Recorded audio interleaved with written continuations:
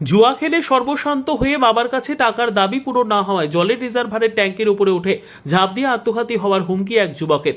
তার নাম হুসেন আলী। বুধবার এই ঘটনায় শোরগোল পড়ে গিয়েছে ইটাহারের মালিনগর এলাকায়। যুবকের কীর্তি দেখতে ঘটনাস্থলে ভিড় জমান বহু মানুষ। জানা গিয়েছে জুয়ার নেশা হুসেনকে কার্যত সর্বশান্ত করে ফেলেছে। বাজারে তার রয়েছে প্রচুর দেনা, ফলে নিত্যদিন বাড়িতে টাকার দাবিতে চলে ঝগড়া অশান্তি। এই ঝামেলার ফলে হুসেনের স্ত্রী সন্তানদের সঙ্গে নিয়ে চলে গিয়েছেন বাবার বাড়ি। ফলে বাড়িতে হুসেন তার বাবা মায়ের উপরে টাকার জন্য চাপ দিতে থাকে বলে অভিযোগ। বুধবার সকালে হুসেন ফের বাবার কাছে 2 লক্ষ টাকা দাবি করে। টাকা না দিতে পারলে বাড়ি তার নামে লিখে দেওয়ার দাবি জানায়, কিন্তু সেই দাবি পূরণে রাজি হননি তার বাবা তমিজউদ্দিন শেখ। এরপর নিজের বাড়িতে ব্যাপক ভাঙচুর চালিয়ে বাড়ি লাগোয়া জলের রিজার্ভার ট্যাঙ্কির উপরে উঠে যায়।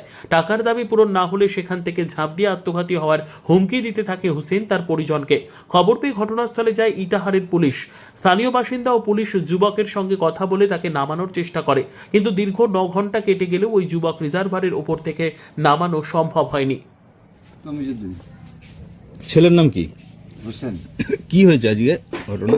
তো ওইটাই ঘটনা, টাকা চাচ্ছে আমার কাছে। আমাকে বলছে কি আমার নামে বাড়িটা রেজিস্ট্রি করে দাও, আমি যেটুকু জায়গা পাবো আমার রেজিস্ট্রি করে দাও।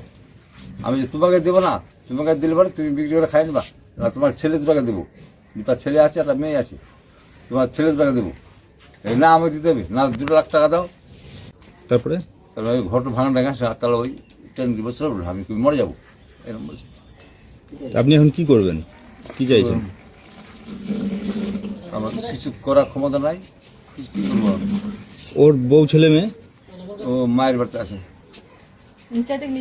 আর টাকা কি এর আগে কখনো চেয়েছে? আর টাকা আমার চাই না, ওর বড় কাছে টাকা চাচ্ছিল। ও তো নিজে রোজগার করে। হ্যাঁ, নিজে খাই, ওর বড় কাছে টাকা নেই আলি। তো আপনার কাছে আবার টাকা চাইছে কেন? আমাদের আজকে টাকা চাচ্ছে, 2 লাখ টাকা চাচ্ছে। কি করবে টাকাটা নিয়ে বলছে কিছু? কি করবে কেমন বলবো আমি? টাকা দাও, টাকা দাও, নাহলে জমিটা আমার নামে করে রেজিস্ট্রি করে দাও। আমি বলছি তোমার নামে দেবো না, তোমার ছেলে 2টার নামে দেবো।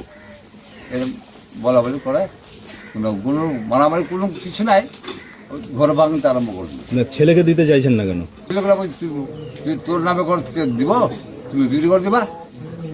মানে এর আগে কি করেছে ওরকম? না, করেনি।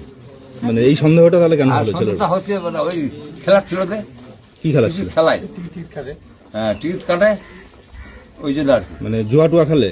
জুয়া খেলা আমি দেখি না, টিকিট কাটতে দেখেছি, টিকিট কাটে। এখন কি করবেন তাহলে আপনি?